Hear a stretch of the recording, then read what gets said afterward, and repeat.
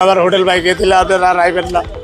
আমি আপনার করে টিয়া দিও আনসার না অবস্থা আইয়েন আপনারা। হয়তো পাকে করতে পারে না, হলুদ মরিচ দিয়ে কোনো রকম দিয়ে গেছি, লবণ হয় না, মরিচ হয় না, তেল হয় না, মানুষ মোহেই দিতে পারতো না খাওন। এর যে বর্তমান অবস্থা, এবার ভাইরাল হয়েই যেন বিপাকে পড়েছেন রাজধানীর ভাতের হোটেলের মালিক মিজান। একসময় রিকশা চালক এবং সিএনজি চালকদের ভরসার জায়গা ছিল তার ফুটপাথের ছোট্ট হোটেলটি। নামও দিয়েছিলেন গরিবের বুফে। সুলভ মূল্যে ভাত মাংসের আয়োজনে দ্রুতই জনপ্রিয় হয়ে ওঠে দোকানটি। কিন্তু হঠাৎ ইউটিউবারদের কন্টেন্টে ভাইরাল হওয়ার পর থেকেই যেন ধস নেমে আসে মিজানের ব্যবসায়। আরো 2 দিন বললো আয়া টকিয়া গেছে, কাল 3 দিনের ঘরে আয়া বেটারে কিলাইছ, এটাও ভাঙছে, বেটায় ডরে গিয়া ওই বিল্ডিং এর সামনে দারোয়ানের লগে আসিল। আমার যে অবস্থা দেখতে আসি, হোটেলও থাকবো না, আমিও থাকবো না। সিনা যোগ লাগিয়ে গেছে আমার হিসে, বাদাম ব্যস্ত না এলো আমার দেখতে পারে না। আমার আপনারা টকিয়া হাইবেন না যদি হোটেল না থাকে। রাইতে এমন আছে আগুন জ্বালিয়ে দিব। দোকানে খেতে আসা ক্রেতারা অভিযোগ করেছেন খাবারের স্বাদ নেই, গরুর মাংসে নেই লবণ কিংবা পরিমাণ মতো মশলা, ভাতও সেদ্ধ হয় না ভালোভাবে। ফলে অনেকেই খেতে এসে না খেয়েই ফিরে যাচ্ছেন। অভিযোগ করে বলছেন, ভাইরাল হওয়ার পর গরিবের বুফেতে আর আগের মতো খাবারের মান পাওয়া যায় না। হয়তো পাকে করতে পারে না, হলুদ মরিচ দিয়ে কোনো রকম দিয়ে গেছি, লবণ হয় না, মরিচ হয় না, তেল হয় না, খাবার খাইতে ঠিক মতো, গরমে খালিয়া খাইতে আছি, আরো বেড়ার নষ্ট হইতে আছে।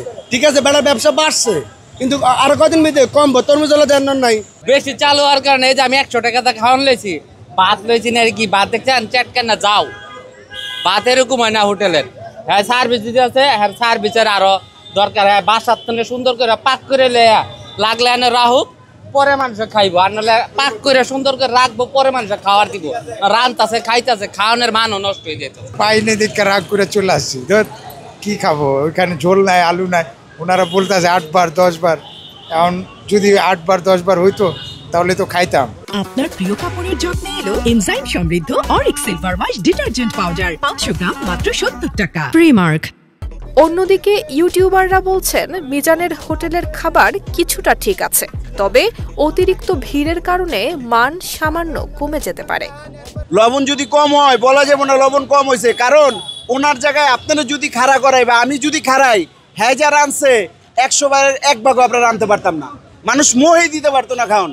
এর যে বর্তমান অবস্থা, ওই হিসাবে আলহামদুলিল্লাহ আল্লাহর দরবারে শুকরিয়া, এই যা পাকাইছে আলহামদুলিল্লাহ অনেক ভালো পাকাইছে। এত তাড়াহুড়ার মধ্যে সবকিছু পাকটাক করবে, ওরে তো একটু সময় দিতে হবে। দেখেন গিয়ে কোনো টাইম কেউ দিচ্ছে না, হাতাহাতি করে নিয়ে নিচ্ছে। তো একটা জিনিস বলো, যারাই আসেন এখানে প্লিজ নিজ দায়িত্বে একটু সচেতন থাকবেন। কিন্তু বিপদের এখানেই শেষ নয়।